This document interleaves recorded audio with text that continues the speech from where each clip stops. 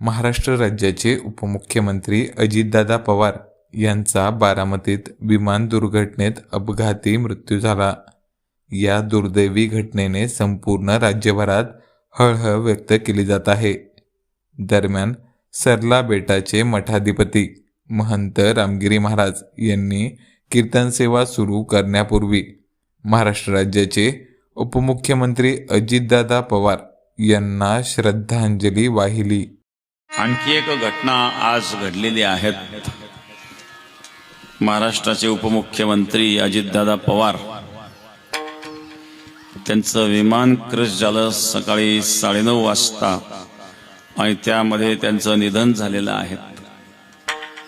जवळजवळ 6 लोकांचा त्या ठिकाणी मृत्यू झालेला आहे। ते विमान क्रॅश झालेलं आहे, प्रायव्हेट विमान होतं आणि दुर्दैवाने त्यांचं दुःखद निधन संपूर्ण महाराष्ट्रालाच अशा प्रकारचा मोठा हा धक्का आहे की अशा प्रकारे एक राजकीय नेतृत्व महाराष्ट्र राज्याचे उपमुख्यमंत्री आज ते आपल्यात नाही आहेत आणि आजच 9:30 वाजता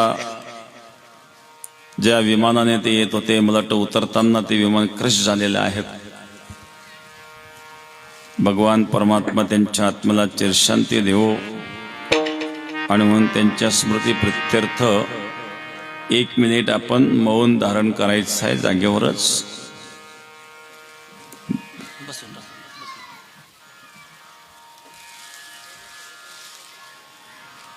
ओम शांति शांति शांति। भगवान परमात्मा त्यांच्या आत्म्याला चिरशांती देवो।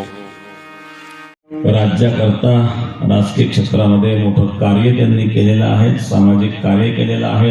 राजकीय क्षेत्रामध्ये फार वर्षापासून ते आहेत, बऱ्याच वर्षापासून उपमुख्यमंत्री वेगवेगळ्या सरकारमध्ये असताना ते होते आणि उपमुख्यमंत्री आजपर्यंत होते। परंतु शेवटी शरीर कधी काय प्रसंग येईल सांगता येत नाही। क्या जीवन की प्रक्रियास हाथों में दिया नहीं तेरा घास। कदाचित विमानात बसताना त्यांनी विचार केला नसेल की उतरण्यापर्यंत आपण काय घडेल सांगता येत नाही, पण जे घडतं ती वस्तुस्थिती आहे, घडलं ते मान्यच करावं लागतं।